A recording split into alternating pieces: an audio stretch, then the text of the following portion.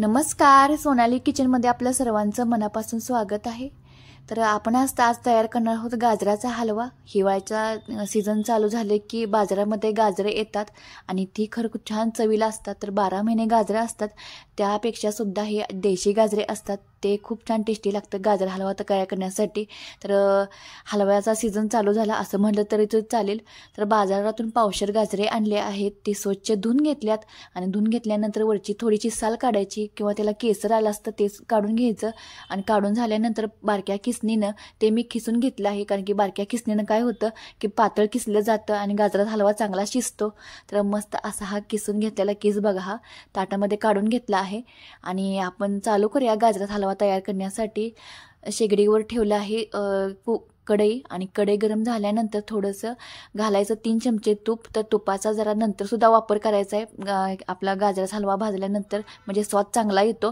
तर तूप जरा वितळल्यानंतर त्यामध्ये घालायचा जे गाजर किसलं होतं ते घालून घ्यायचं।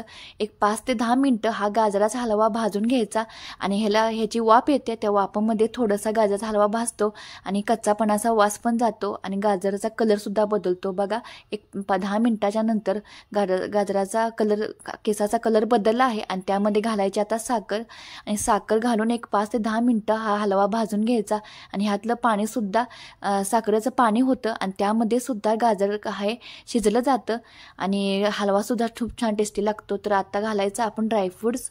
तर हे आहे बदामचे मी खलबत्त्यामध्ये चेचून घेतलं आहे, काजूचे तुकडे करून घेतलेत सुरीने आणि हे आहे विलायची सुद्धा चेचून घेतले।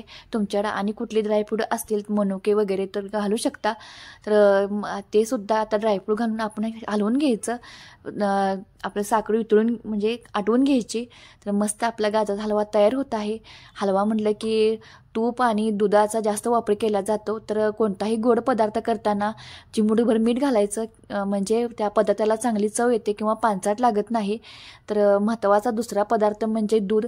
दुधाशिवाय हलवा तयारच होऊ शकत नाही, तर दूध घालायचं। दुधाचं सुद्धा प्रमाण कमी जास्त तुम्ही करू शकता। ज्यांना जास्त फडफडीत असेल तर त्यांनी अगदी थोडंसं दूध घालायचं आणि त्यामध्ये हलवा शिजवला तरी चालतो आणि ज्यांना पातळ पाहिजे असेल तर त्यांनी 2 ग्लास दूध वापरावं, म्हणजे पातळ होतो आणि टेस्टी पण लागतो। तर थोडंसं दूध घातल्यानंतर हलवायचं, आटवून घ्यायचं थोडं आणि दूध आटवल्यानंतर त्यामध्ये घालायचं 2 चमचे तूप। तूप घातलं की छान टेस्ट येते। जेव्हा आपण हलव्याचा एक घास खातो की त्याबरोबर आपल्या तुपाचा सुद्धा चांगला स्वाद येतो आणि म्हणूनच तूप थोडंसं शेवटीला घालायचं आणि ते सर्व हलवल्यानंतर जरा झाकण लावून घ्यायचं आणि वाफ देऊन घ्यायची एक 5 मिनटं, म्हणजे हलवा चांगला शिजतो। तर मस्त असा आपला गाजराचा हलवा तयार झाला आहे। तर नक्की ट्राय करून बघा ह्या पद्धतीनं आणि माझ्या रेसिपी तुम्हाला बघायला आवडत असतील तर माझ्या चॅनेलला लाईक करा, शेअर करा आणि सबस्क्राईब मात्र करायला अजिबात विसरू नका।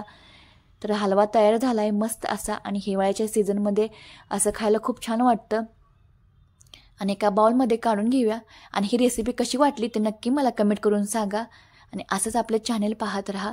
धन्यवाद।